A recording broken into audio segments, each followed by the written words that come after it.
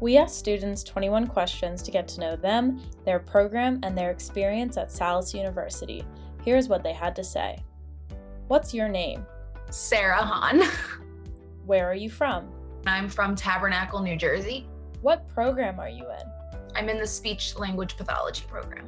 Why did you want to pursue this career? I want to be an SLP because my brother has severe autism, so I watched him not be able to communicate his emotions and what he was feeling my whole life, and I just really want to help those that are like him.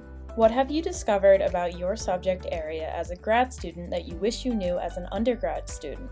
I discovered the field really isn't as competitive and cutthroat as undergraduate makes it seem to be, which has been really great and really eye-opening because in undergrad they really ingrain that into you. So it was a very nice new look at it.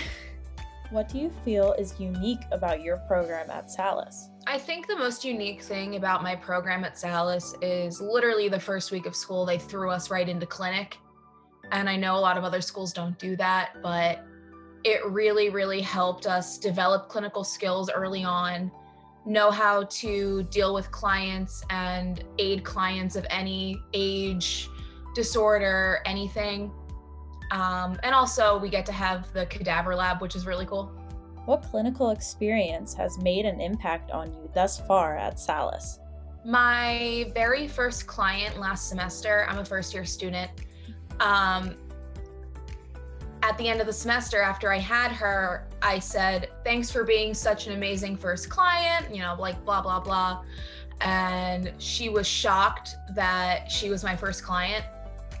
So that made me feel really good about myself and what I was doing in clinic. And I know a lot of graduate students have imposter syndrome, so that made me not have that anymore.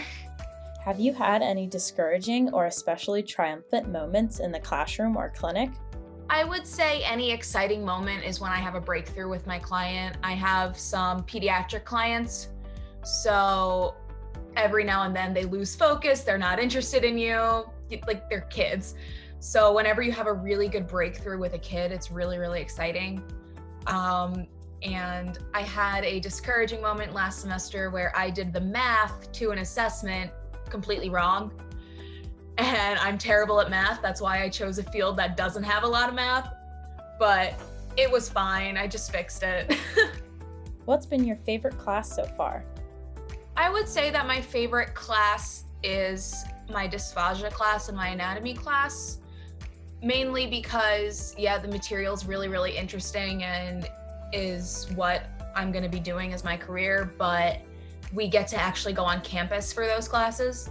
So I get to have somewhat of a social interaction with people in my cohort, which is really nice. Have you had any Eureka moments in the classroom or clinic? I've had a lot, I guess. I would say one is I have a client now who's a young kid and he's very, very distractible. And we weren't really getting super far with him right off the bat. And I'm also new, he doesn't know me. But all of a sudden, when I started incorporating his interests and characters from TV shows that he liked, he just kind of sparked up and he was cooperating in therapy and he was doing really, really well in therapy. So I think that was a nice moment. Are you a part of any clubs or groups on campus? Not currently, there haven't been that many opportunities considering I'm a first-year student in the middle of a pandemic. So we're not really on campus a lot. But I do work study at the Hafter Center, so you can come say hi. What's your favorite study snack? I really like those chocolate rice cakes, and I put almond butter and bananas on it. What's your study strategy? I print out the lectures before class, and anything that my professor says that's not written in the lecture, I write down on the lecture. And then I go back and I write the main key points a bunch of times, so I memorize it, and then I type it up. Where's your favorite spot to study on campus? Going into the clinic on weekends sometimes when there's no one there, and I can just insert all my soap notes for the week, Sometimes I'll sit in the group room and do a bunch of homework and study, and it's quiet. So I like doing that. What advice would you offer a peer who might be struggling in a specific subject or class? I would say that our professors are amazing and so much nicer than you'd think. I know it's intimidating to talk to a doctor or whoever is teaching you, but they really are your best resource and they only want to see you succeed. How have you felt supported as a student and an individual while enrolled at Salus? I think especially during the pandemic time, the staff has been so flexible and so understanding of everything going on in everybody's lives. And additionally, it's always nice to have some people in your cohort that you can rely on for support or study groups or whatever. So, everything's been super supportive. Where's your favorite place to chill between classes, on campus or in the community at large? Well, I don't really have any in-person classes, so probably right here. I bought a spin bike on Prime Day, so I'm there all the time. How has going virtual impacted your learning experience? It's really impacted me personally. I just don't learn the same way.